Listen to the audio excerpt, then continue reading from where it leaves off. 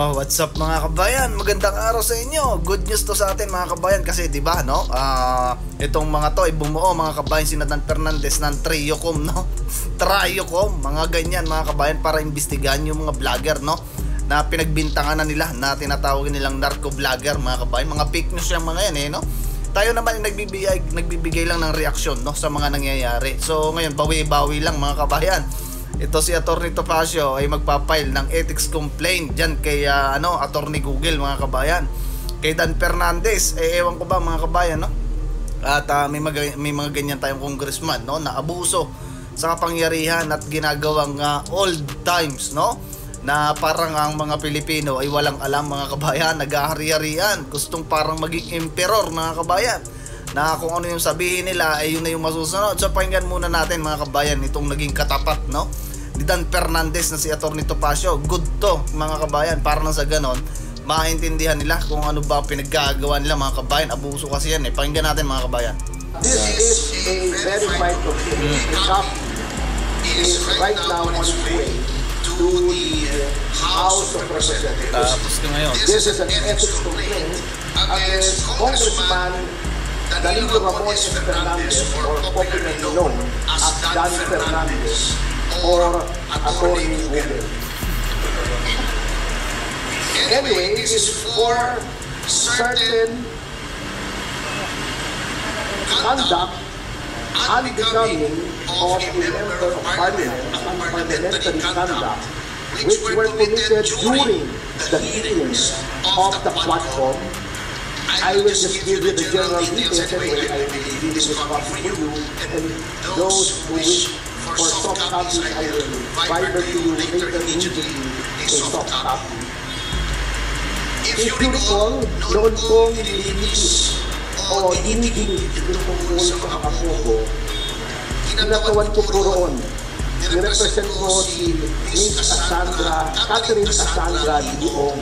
At lahat naman po tayo saksi sa ginawang paglabag sa mga karapatan ni Miss Cathy Leong.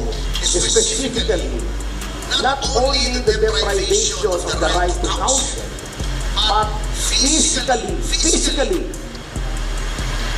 this was unprecedented in the history in this country. Nahaharangin mo yung abogado at hindi mo palalapitin sa kanyang kliyente during legislative hearing, sapagkat ang karapatan na magkaroon ng abogado upang makipagsangguni ang isang testigo sa legislative hearing ay ginagarantiya ng walang iba kundi ng ating saligang batas.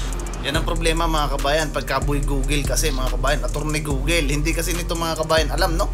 Puro labag yung mga yan. Kita nyo yung ginawa nila sa Vice President mga kabayan. Hinaras-saras nila doon kay Atty. Lopez mga kabayan. Kita ninyo kung paano nila babuyin ang saligang batas mga kabayan.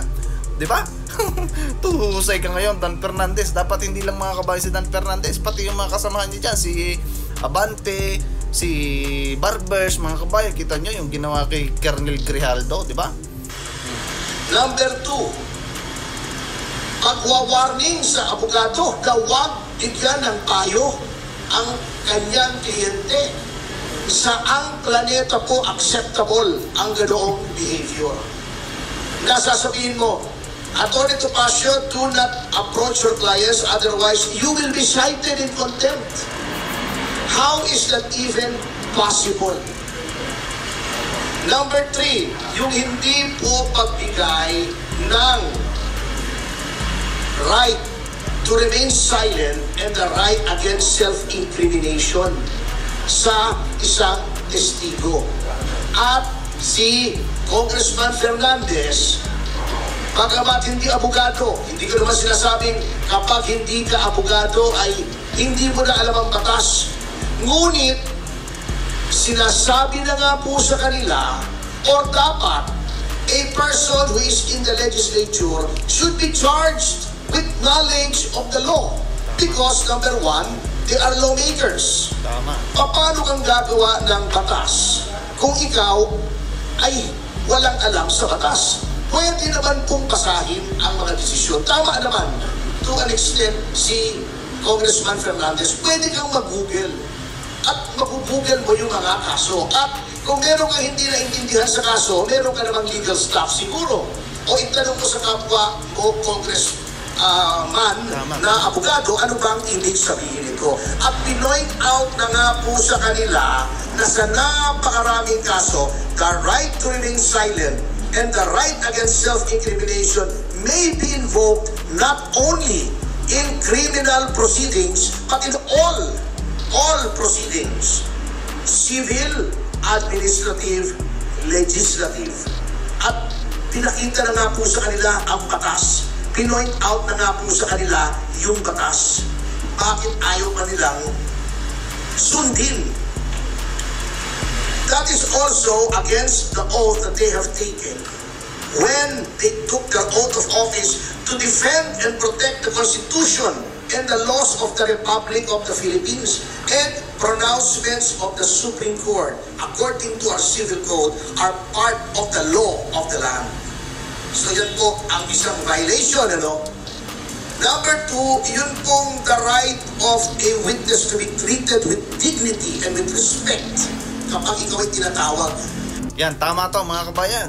Yung dignity, no? Right ng isang iniimbitahan nila mga kabayan. Kita ninyo kung paano binaboy nitong mga nandyan sa Croxcom, no? Yung mga kabayan, no? Sa Quadcom Committee. Kita ninyo kung paano nila babuyin. Pagka hindi tama mga kabayan yung sagot at hindi pabor sa kanilang mga katanungan, anong ginagawa nila mga kabayan? Sinasite in contempt. Kita nyo si Colonel Grijaldo mga kabayan. Kalilip lang nung order ng contempt order, contempt na naman mga kabayan. Na-violate po yan. Binabastos po nila ang mga witnesses, not only my client, but of course, I have no right to complain on behalf of the other witnesses who are also represented by counsel. Yun po. Number three, yung pronouncements, very unparliamentary.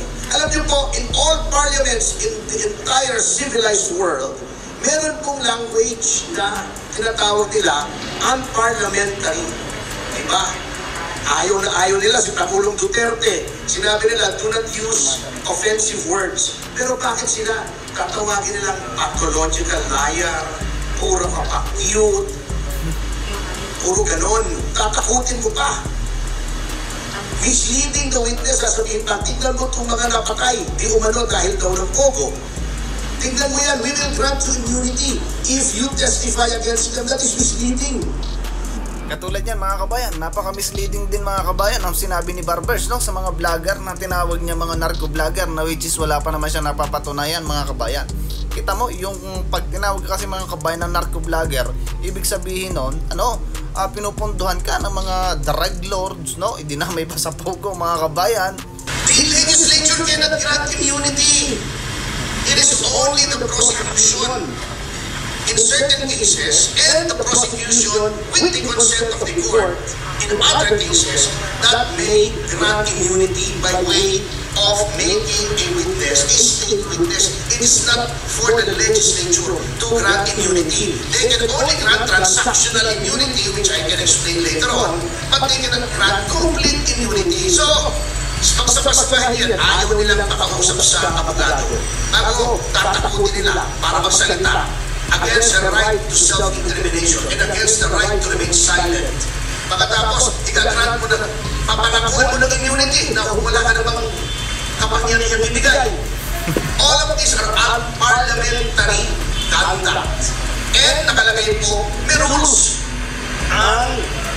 of conduct, hindi lamang ang miyembro ng mababang kapulungan, kundi ang mga public officials on how they conduct themselves. And it is my respectful contention that Congressman Fernandez has violated these norms of conduct. Ngayon, bakit sa Ethics Committee? Kasi may nakalagay po sa ating konstitusyon na yung mga ginagawa po ng isang miyembro ng legislatura, they can only be made liable therefore in no other place than the legislature. That's why may committee on ethics. They are supposed to police themselves. Nahuli na po, bago tayo pumunta rito, and I feel this is also of equal importance in this case. Sasabihin nila,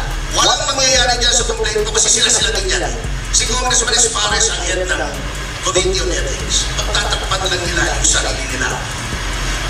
Well, unang-una, I would like to give our lawmakers, at least the majority, the benefit of the doubt. Although I doubt the benefit. Ngunit, by doing this, I want to prove two things. Number one should not sit idly by while the rights of persons are being trampled upon by the legislature. Dapat may magreklamo dito. Dapat talaga. Otherwise, gagawin at gagawin nila palagi yan sa lahat ng witnesses. Notwithstanding the caveat of the Supreme Court in Ong versus Senate Blue Ribbon Committee, which by the way, I argued before the Supreme Court, which says that all witnesses must be given due process. Pina-violate na po nila yan. Number two, by filing this, I want to hold a mirror up to our honorable congressmen. Tingnan nga po natin, tingnan nyo ang sarili nyo kung anong ginawa nyo sa mababang kapulungan, which is supposed to be an august body, which is supposed to be populated by honorable men and women. Kaya honorable ang tawag sa inyo eh. Are you really honorable? Are you really august? Kaya nyo bang ipulis ang inyong ranks? Do you still have any shred of decency left in your bodies?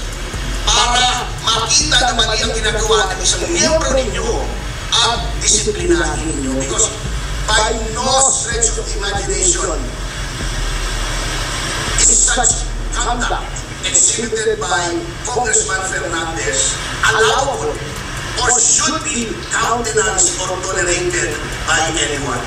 Oh, yon mga kabayan, ang dapat, no? Talagang dapat, ano, kung ito mga kabayan na ito-tolerate, no, ng Congress, no, ay talagang napaka-bias, no, at pinakikita lang nila na wala nang silbi, mga kabayan, yung Congress na yan, at dapat i-abolish na kasi abusado sila, mga kabayan, sa, ano, sa power. Kita ninyo, ang dami niyang mga sinira, mga kabayan, diyan, si PRRD, si Wilkins, mga kabayan, sino pa? Si Colonel Grijaldo. Ang dami nila, mga kabayan, sinira dyan. Kita ninyo, in public, ha? Tapos mga naggagaling-galingan. Tama yan, mga kabayan, na sampahan ng kaso. Yan si, ano, ng ethics complaint yan si Dan Fernandez. Kasi bida-bida rin ng mga kabayan kung nagkukupal dyan sa House of Congress. Kita ninyo, mga kabayan, ngayon papatawag na yung mga, ano, mga vloggers, no? Pati vloggers, pinag-iinitan na nila kasi mga critics ng kanilang mga pinaggagawang mali. So ayun lang, mga kabayan, ang share ko sa inyo. Ingat kayo at adios, mga kabayan. See you sa susunod na video.